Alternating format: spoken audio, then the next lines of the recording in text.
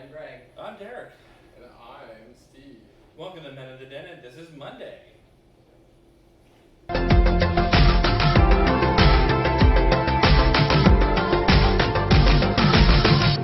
Hi everyone, welcome to another week here on the Den. So it is, believe it or not, we are almost in month 7 of coronavirus.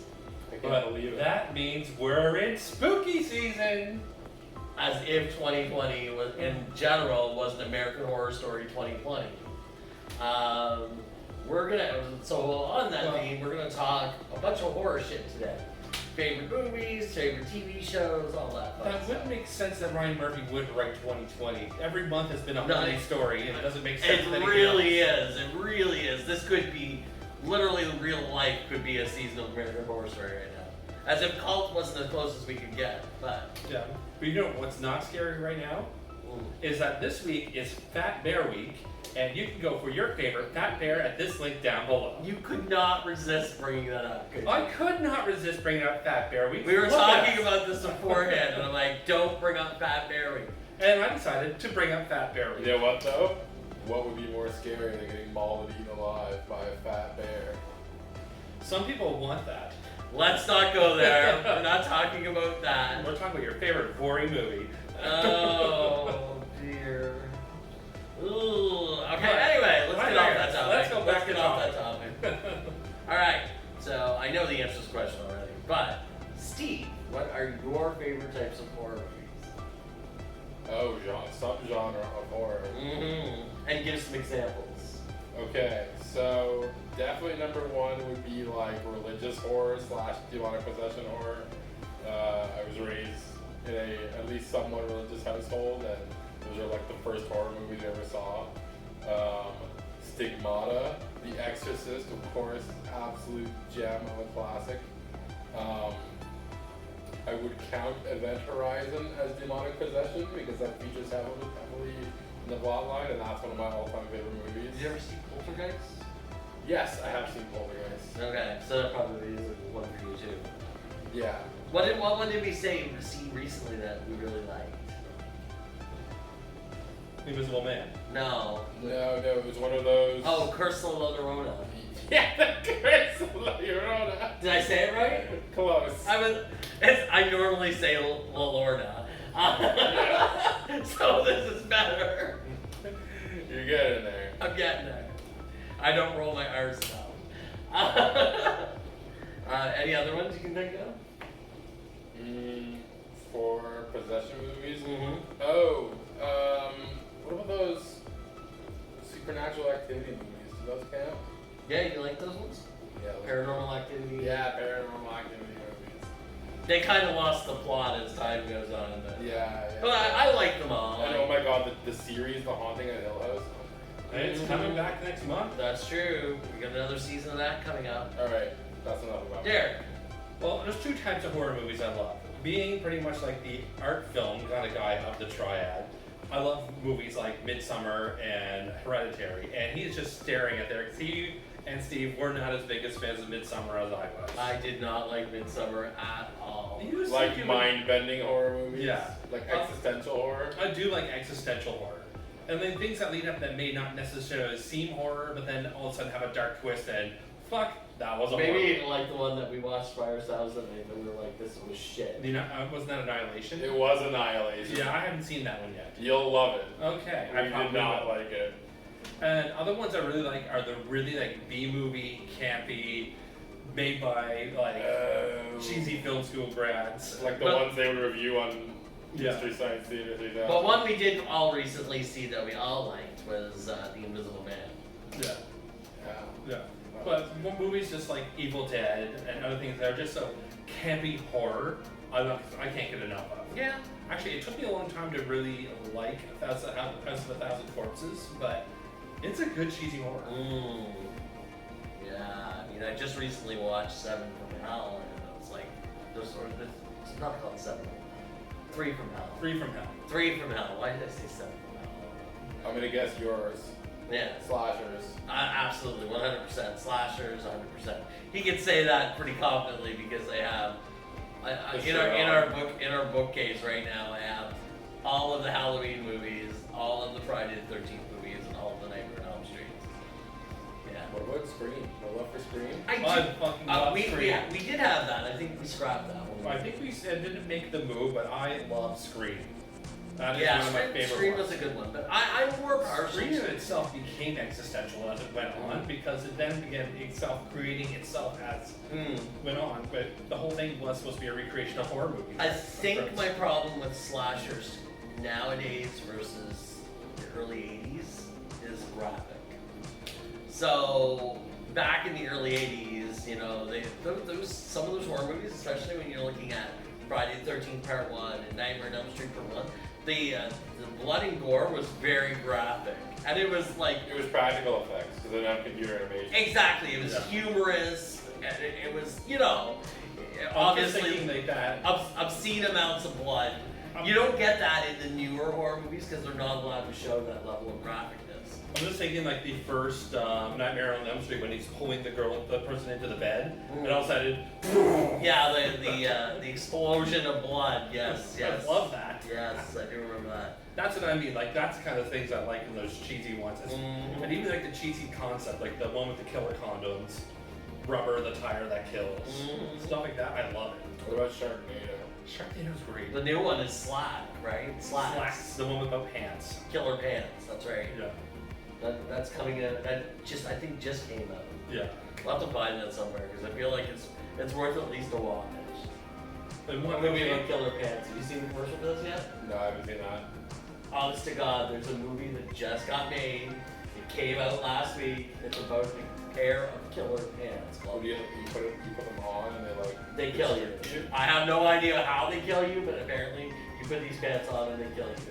The movie's just called Slacks. I can't wait. Just sticking with jeans. But another one, What's your favorite horror TV series? I mean, I think it's the obvious one. I think it's American Horror Story for me. I haven't hated any of the seasons. There's definitely seasons I've preferred, but I haven't hated any of the seasons. I hated them when they finished. And I'm I liked them until the end, and then I go, ugh.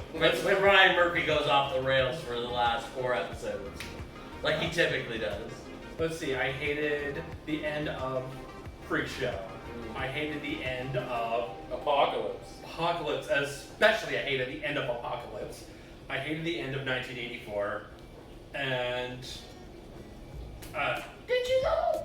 You hated the end of 1984? Actually, I'm trying to remember. No, I didn't think hate that it. one had a good ending. I think we actually commented that was one of the few that were like, wow, we're actually happy with this ending. I think it was more of a case of not the ending I was expecting.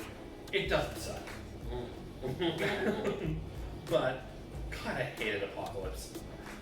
But yeah, I mean, horror TV shows. What was that other one I used to watch?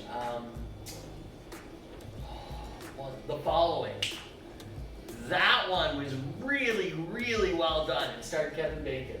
I don't know. It was really, Really? Oh, that was one of the cults, right? Yes, it was fucking intense. It was fucking creepy as hell. And I recommend only really watching season 1 if you go back and watch it, because unfortunately it kind of lost the plot in partway through season 2. And that's why it didn't get renewed. But season 1 especially, so well done. So well done. Speaking of horror TV shows, what are your thoughts on Lovecraft Country so far? Oh, yeah, I'm really digging it. At first, I was worried that it was going to be flying off the rails like American Horror Story, because the first episode they set up this whole premise, and you go, oh, that's what this season is going to be about. And then the second episode concludes all of that, and then you're like, wait, what? And then episode 3 was almost a whole different story, Yeah. and it's been that way pretty much every episode going forward. There's a kind of a continuous story in the background, but the plot, like the overall situation changes every episode. Like, Yeah, it's very much like American there's, Horror like, Story in that way. There's like the underlying plot of the whole thing, but then there's like a new like horror like theme that happens on the episode afterwards. And for me, I mean, almost the scariest part of that show is the racial injustices that happen in the show. Well, yeah, because if you're not familiar with the show, it's basically the themes of H.P. Lovecraft's works mixed in with a story that takes place in segregation era, Jim Crow laws of the United States. So really, humans are the real monsters. Yeah, it's true. Like Definitely sets like like a suspenseful backdrop. like you've got fucking vampires and zombies and fucking anything you can think of in the show, but almost the human being, The white race The is white- the scariest part. yeah, it's fucked up. Like the whole show is fucked up. Yeah, like And even we- the episode with the Kimiari, or whatever, the Kumiho, was not near as scary as some of the racist things. No. So we've got the next episode tomorrow. We'll watch it tomorrow night. It'll air tonight, but we usually watch it on Monday. That's true. Yeah, it's been really good.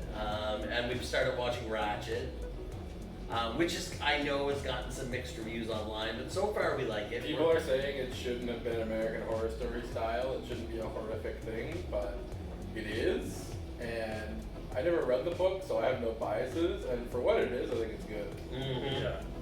So basically, the book Nurse Ratched is like the epitome of the state and really the monster of the whole book itself. But the book itself wasn't a horror. The book being One Flew Over the Cuckoo's Nest. This is more someone who's got a fascination with hiding, like trying to save her brother, who happens to be a serial killer, and in whatever means that she can.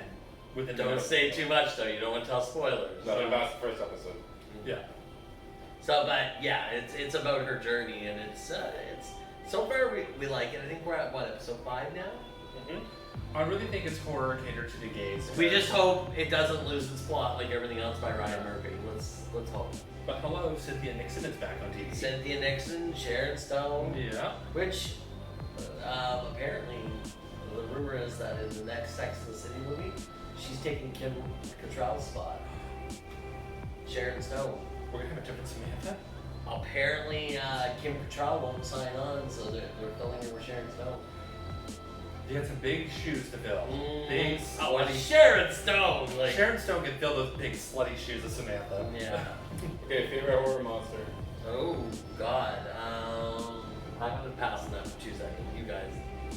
I think after the last Lovecraft episode, the Kumiho is one of my favorite ideas of a monster. Oh, right. Yeah, I forgot she was a monster, yeah. Yeah, just the soul, the monster that takes possession of the body until it consumes the souls of 100 men. Mm-hmm. And it consumes them through sex, and it's really just interesting and scary to think about. No, you're good. No, you're forcing me. I think I have to stick with Jason Voorhees. He's always been kind of my go-to. I don't go Halloween like October without watching Friday the 13th. So I would have to say Jason Voorhees.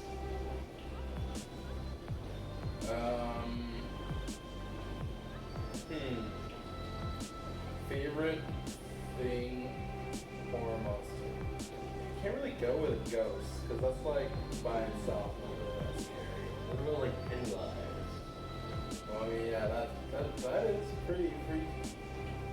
But I don't know, probably vampires. Vampires? Vampires are pretty cool. Vampires are pretty freaky. Who would your favorite vampire? Oh my god, well, for the camp glory, fucking Dracula as portrayed in the movie Van Helsing. Yes. He's like this flamboyant, over the top vampire who really wants to kill Van Helsing and make lots of babies. Relatable. After watching that one episode of What We Do in the Shadows of the Vampire Council, I really just hope the vampires really just like that. Just an organized group of aloof people. They're also a great enemy in Skyrim. We need to like make a horror movie at a bear run. There is one. Make a serial killer that's I have a movie like that. We can watch it later. No, On Halloween. This is It's a bear horror movie. Wow. Is it called Bear Camp? Bear Creek. Bear Creek, yeah. Wow. Yep, it's a horror movie that takes place at a bear event at a campground. There you go. Well, I'm glad I never watched that before we went to Bear Week at the campground. There you go. Yep. Otherwise, you're terrified. Because I have a habit of having night hallucinations anyway, so that probably wouldn't be good. All right. Anything else, guys? I think that's it. What about you? As always, like, share, subscribe, tune in to the rest of the guys' videos, and have yourselves a great week. And don't forget to vote for your favorite bear. Me, of course. No, it's not your favorite bear. It's the fattest bear. You'll never win that, Craig.